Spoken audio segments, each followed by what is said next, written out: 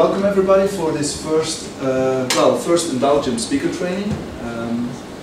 This is actually the second one we are organizing. The first one was in London last year at the London Java user group. And what was great to see actually is that out of that group there were two people who actually got selected to speak at an event, which was Devoxx UK, of course. So for the people who do not know me, my name is Stephan Intro. I quickly introduced myself to a few people informally, but I'm the founder of Devoxx. For people who don't know Devoxx, it's Vox, Voice for Developers, so it's a developer conference which happens in Belgium. That's the one I organize, but we have 5 other ones around the world, one in the UK, Morocco, France, Poland, and lots of other Vox days. So that's where I definitely also get a bit of my speaker credentials from, because I do use that also as an opportunity to speak at these events. And I'm still a developer. I still program on a daily basis, day out, day in. And what I want to do is just give you just a few hints, or at least some recommendations on like speaking, what you need to focus on based on my experience. I've been in the business now for way too long. But I've been organizing like Devoxx for 17 years, so because that's this guy here, I'm standing here, and as you can see, like if you stand in front of such a big group, it is really, it does have an impact on your body and your brain and so on. So what we want to do with these type of speaker trainings is to actually turn you into like a more self-esteemed, with confidence type of person, and there's actually quite a bit of techniques that you can use to actually make that happen. So after this introduction, what we want to do, hello, welcome, we just started. Thank you. The idea would be that everybody gives a 5-minute talk. You can use slides, you don't have to use slides, you can just talk about the project you're doing, and you basically are presenting. That would be the plan. And what we'll do is that we'll give you feedback based on that presentation. As a team, I mean, we're not a big group, so we can actually stay in this one room and really create an informal setting. And then you can adjust based on the input we give you. And then once everybody has done a talk, we'll probably get some pizza, get some food, and then we'll redo it again and record it. Because you actually already mentioned it. I think, no, it was you who mentioned it. So like, yeah, but I don't have, no, you said it. I don't have a video to submit in a CFP. So what we're doing is that we are recording this. And the end result is that we want to give you a 5-minute video that we'll put on YouTube, and then you can use that to actually include it in a CFP. So that's already, because that way we're breaking the chicken and egg or the catch-22 type of thing, right? So that's really what we want to get out of it.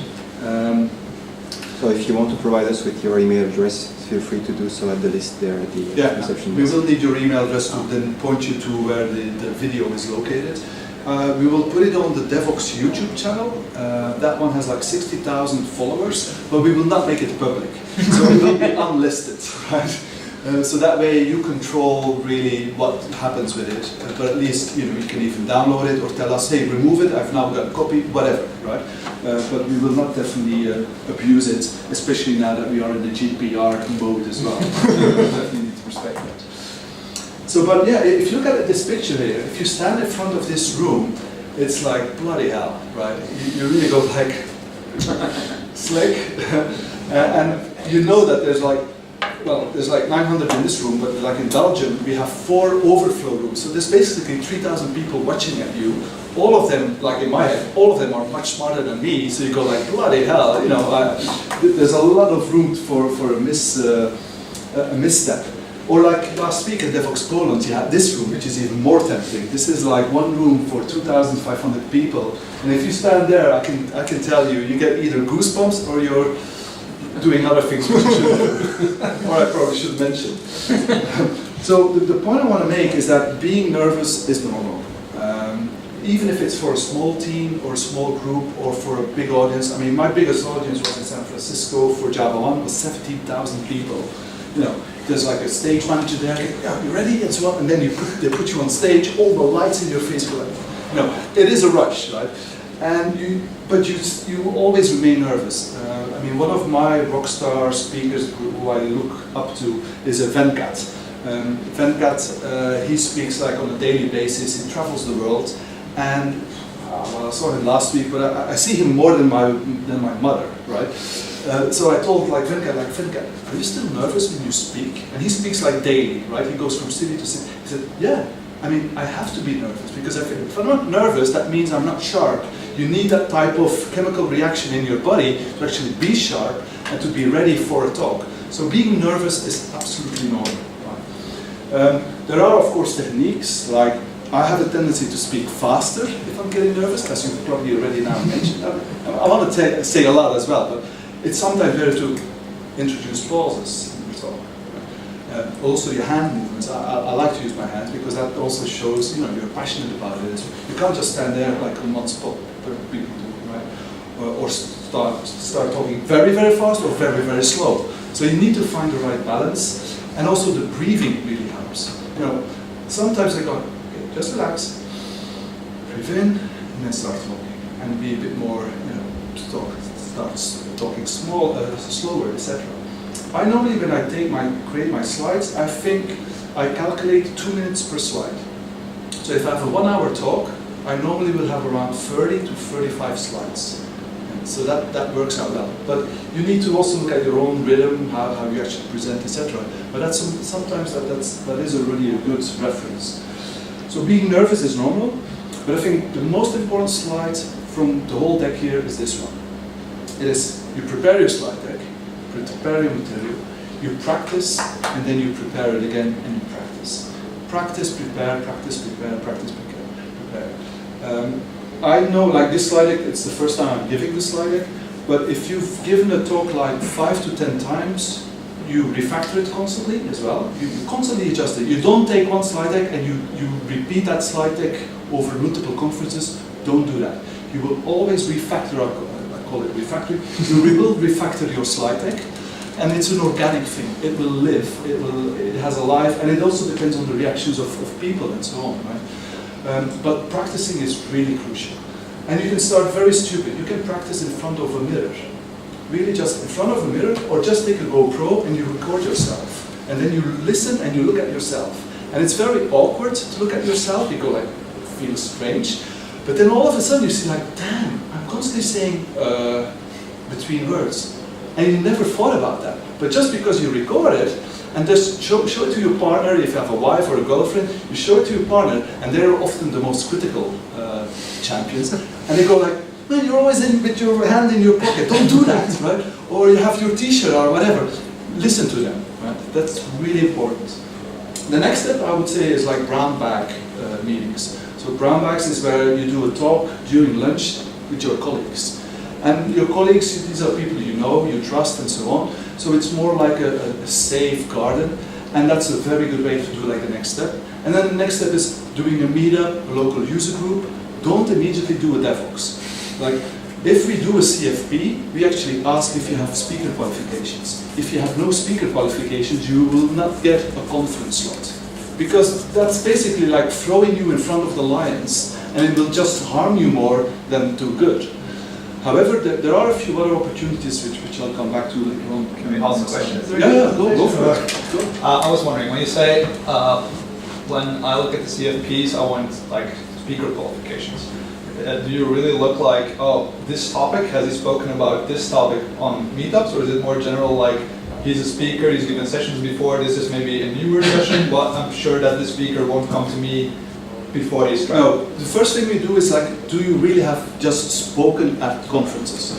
Because you need to imagine, at like Devoxx, there are photographers 1 meter in front of your face taking pictures while you're speaking. There are cameras, there are people filming. So we just need to know that you have this confidence and this experience to just speak. And that's independent on the subject. So that's the first criteria. Of course, then the second one for us, content is king. That's really important. So the content has to be good. So we want to make sure that you are an expert in that field. Because if you're a junior intellectually on that subject, then we're not interested. So, but those do go hand in hand. You can be a really good expert, but if you haven't spoken, or sometimes you have like people who have a very strong accent.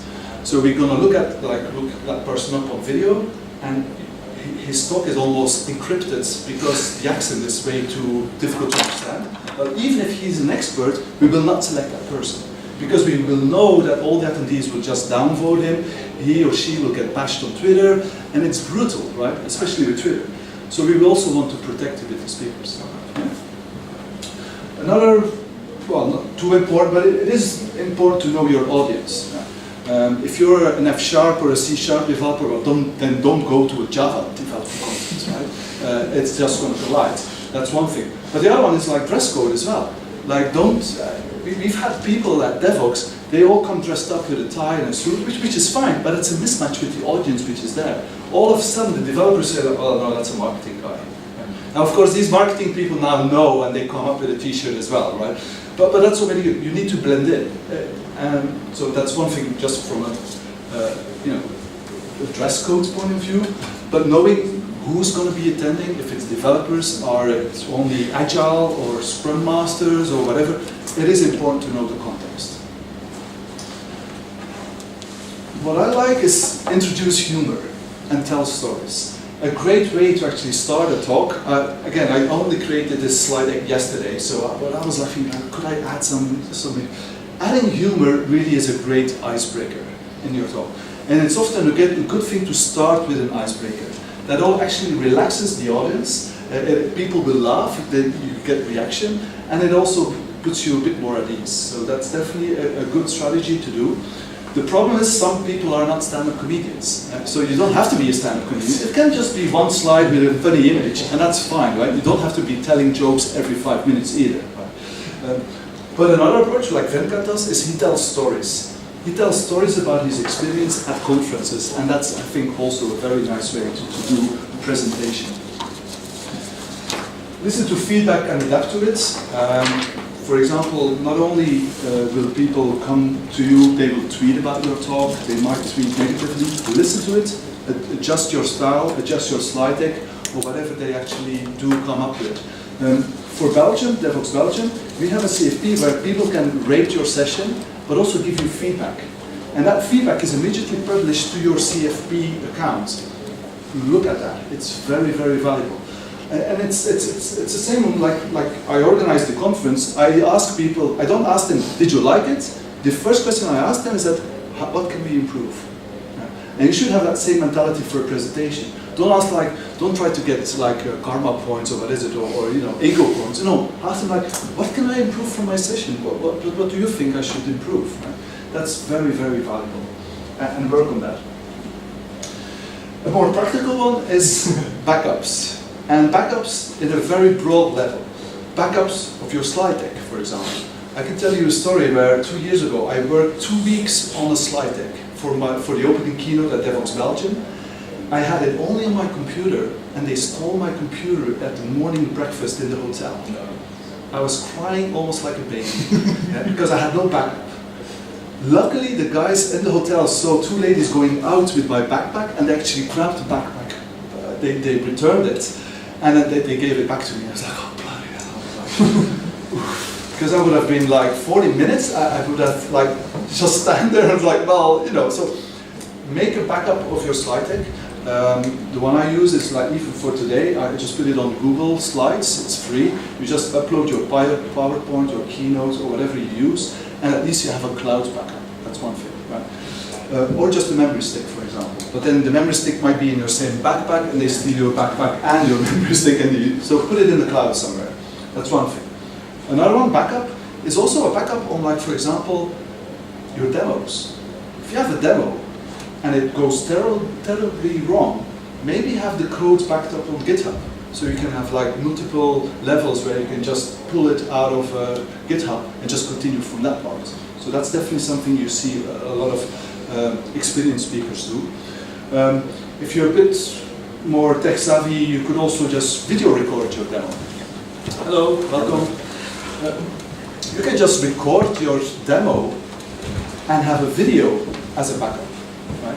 Because what will happen if you speak a lot at conferences, you cannot really trust the Wi-Fi. So if you're going to do a clouds demo and the Wi-Fi doesn't work, how will you do a cloud demo if the Wi-Fi doesn't work, right? So you need to really think about that. You need to have a plan A, B, and C. And sure, I mean, that's like for developer advocates. If you're just a regular speaker, plan A and B is already fine. Right? So what I do is that if I do coding, I'll do live coding, but I will either have like a recorded version of that for, you know, if something really goes wrong and you can't really find it or whatever. I think that's always a good way to approach it. Any experiences on that or any other? Yeah, a really stupid one. I once had a talk somewhere, and my slides were only widescreen, and suddenly I come to like a small room with like a 4:3 ratio, and my slides were like, oh, my images are overlapping. Yeah. And that's like something, you can have a backup of your slide deck, but if you suddenly enter something like that, then... Well, it's one of my next slides as well, is check the AV team or the AV hardware. That's why I'm always like 1 hour in advance I'm here, like even here, so I'm sure I can control the environment as good as possible. Well, another one, just going back to demos, if you're like doing coding, you have people like going into shell scripts, so they're doing like some command lines, and what they're doing is that they're typing, and before you know it, they're just typing at the bottom of the line, and there are people sitting in the room, and they can't actually see it because it's at the bottom of the line. Good speakers, you will see, they will always do like first a clear, and their cursor will be up there. And they will do demos or whatever command lines above and have a big font. Exactly. Another one, again, we could talk hours and hours on this, but like repeating the questions. If it's recorded and people are yelling a question and it's recorded and you just answer, no, first repeat the question and then answer it. So there's lots of things which sometimes also annoy me, which is like this one as well. This really annoys me because what reaction do I now immediately see? You're reading the bullet points and not listening at me anymore or not looking at me anymore. And a lot of IBMers do this. I once had a guy from my head, he had like 40 bullet points on one slide, 3 columns, and go like, as an attendee, go, yeah, but what do you want me to do? Listen to you, or should I read all the bullets, right? So don't do this stuff. The best way to approach it is do it one by one. If you really want to have bullets, do one by one and grab their attention per bullet. So use animations. Even better would be, one bullet per slide and give it a nice image as well. So you have a beautiful image which is linked to that bullet point, and then that one sentence, maybe even reduce it to a few words, and then talk about it. That's a lot nicer as an audience to actually experience that type of presentation. Cool. So now that you're confident, you go like, okay, I've got all this figured out. You practice, you've got a nice slide deck. Now you can actually start thinking of submitting a talk, for example, for a Devoxx. So in Devoxx, and to similar like NDC and many other conferences, they have different types of sessions throughout the day or the week. So for people who don't know Devoxx Belgium, it's 5 days. So we have multiple sessions. And we actually have specific sessions for upcoming, I call it upcoming talents. And these are those 3. Ignite sessions, quickies, and above. Ignite is actually a gotcha one, because it's a very difficult one. Ignite are 5 minutes, and the slides auto advance every 15 seconds. So you actually have to be an experienced speaker to do this type of stuff. Right? But and often in Belgium it's not technical oriented. So if you're passionate about hiking or bicycling or whatever, you can talk about hiking for like 5 minutes, but the slides auto advance every 15 seconds. You need to know your stuff then, because what you will notice is, oh, it's already the next slide. And you didn't finish your story for that slide. So you go like, so that's a difficult one. The one I really recommend for new speakers, if you've never spoken at a conference before, are quickies. That's why they are there. They are 15-minute talks. And you've actually created them. You do not need any speaker qualifications for that. So if you do submit, and you have no video, you have no speaker qualification, you just go for the quickie, and we will most likely select you. We've got about 32 of those slots, and as of this afternoon, we only had 22 proposals yet. And the CFP is still running till up of, 6th of July. This will triple by then, because we get like hundreds of proposals the last week.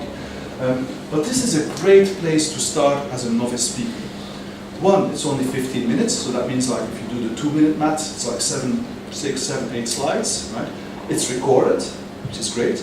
You're in the big room as well. And then you can say afterwards, I spoke at Devoxx. Well, yeah, I spoke at Devoxx, here's my video. And we've actually seen people being a rock star from that point onwards. Seriously, like Martijn Verburg, he started at a quickie in Devoxx Belgium. And he's now, you know, he speaks in full rooms, thousands of people, etc. So that's the one you should focus on. If you want to do a bit more informal, unfortunately this is not recorded. This is called the Birds of a Feather session. So these are evening sessions, very informal, but it's also a nice way to at least say you have your speaker credentials, I've spoken at Devoxx. Moving on, so wrapping up. So if you are a first-time Devoxx speaker, and this is more specific for Devoxx, what's the advice there? Well, the first thing you will notice is that there are really bright lights. That's a lot of what you hear from first speakers going, bloody hell.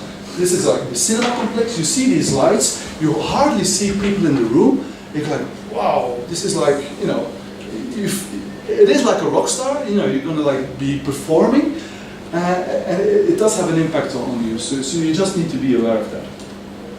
Another really great thing to do is find a nodder, and a nodder is a person that goes like, good. So this is like a friend, or maybe even your partner, or your wife, or your girlfriend, or so on, which sits not too far from you, and he or she is basically your champion. He or she is like, yeah, you're doing good, go for it. It's like, so really like motivating you. That's a good strategy to have, because it actually gives you a bit more confidence, and it is also, it's like a lifeline. Right? So you do see that happening with some speakers. Then the tech check. Really important. Don't do the tech check 5 minutes before you talk. Even if you're only doing a 15-minute talk during the lunch break, do it the day before if possible. Just check, does it work? Does the AV work? If you're doing like a demo, or you're doing like a video with sound, does the sound work? You just need, you do not want to stress about that 1 minute before the session. We've had people where they come with some exotic portable, like with a Linux machine and some kind of resolution which the AV doesn't support, and they're losing like 20 minutes of their talk just because they can't get the damn thing to work. You want to get rid of that the day before. Then the same thing, the AV guy. So in lots of conferences there will be an AV person, he will mic you up. He's your friend, he's there to help you, right? So he wants to make sure that everything is okay. Talk to him maybe before, double check that he has maybe an HDMI or whatever type of plug you need for your portable. Be aware what you wear. For Devoxx it's straightforward, it's t-shirt and jeans, but you know, be presentable, just because you are being recorded. I see this like when you talk for the audience, that's like the dry run. The prime time is on YouTube. We have a guy who has like, he's done a talk on TensorFlow, he has 350,000 views. 350,000 views, so just imagine that, you know, if you're really not, you know, you don't have to have, you know, a tie, but at least, you know, be presentable, because there will be a lot of eyeballs looking at you during and after the session. And then I think it's one of the last ones, the conference team is also there to help you. I mean, we prepare, we work on this conference in preparation for about 9 months. We want it to be a good experience for you as well. We do not want to break your reputation either. So if you have a demo and it broke and you feel really bad about it, just come to us and say, hey, don't put it online because, you know, it didn't really went well. Or, you know what, I'll do that demo again later at home and I'll give it to you, so can you squeeze that one in there? We've done that before as well. So talk to the conference team before, after, during, we are definitely there to help. If the room is not full, don't worry about that either. It is recorded. Many of these events are recorded. So again, see it as a dry run. Just see it as a way to get a bit excited, and afterwards online is really where the action is. And if they are ignoring you, no, don't worry about it. They're actually tweeting about your talk, how good it is, right? Don't think about the worst case scenario. They're just helping you promote what you're saying at that spot. And then I think the last one is really have fun. You just need to enjoy it. If I had a friend of mine, he spent like always 2 weeks preparing his talk, and for him it was a nightmare each time he gave that talk. And it's, well, then it's not for you, right? If you have to spend so much time, and he was stressed, really stressed and so on, then yeah, maybe you might pass and do some other hobby. But you need to really enjoy it and have fun doing this. So that's my last slide. So if you are interested and intrigued in this, the CFP is still open. You can submit a 15-minute talk on a subject that of course fits Devoxx. That's it. So let's now, I think, move on. Right. Okay. before you continue, I have few questions. Sure. If you don't mind. Okay. Regarding the point which you said when we have bright lights, so how to like avoid those side effect of those when you are talking? We have bright light. How we can overcome those? Well, what you definitely need to avoid is start doing like that. So you need to avoid that. You could wear like, if you're doing a J hipster talk, you could have like some hipster shades and make it part of your session. Or many times it is also that when a speaker is giving the speech or something, the eye contact, it's focusing only in particular areas. So maybe you have already talked, but I missed it. No, I didn't talk about it, but you should avoid, I have a tendency to do that as well, especially if it's a small group, but you should avoid just fixing on one person. Don't do that. Because that person will also feel like a bit like, he's like focusing on me. So you should really look at everyone, maybe even above their eyes, but in like a cinema room, there's such a big gap that you actually don't see the faces anywhere because the bright lights are basically making you blind. So you need to find the right spots. Don't go in a completely shaded area either because the camera will not then be able to take a good capture of you. But it takes a bit of practice. And Film crews really love it if you walk around a lot. oh yeah, they don't like that. And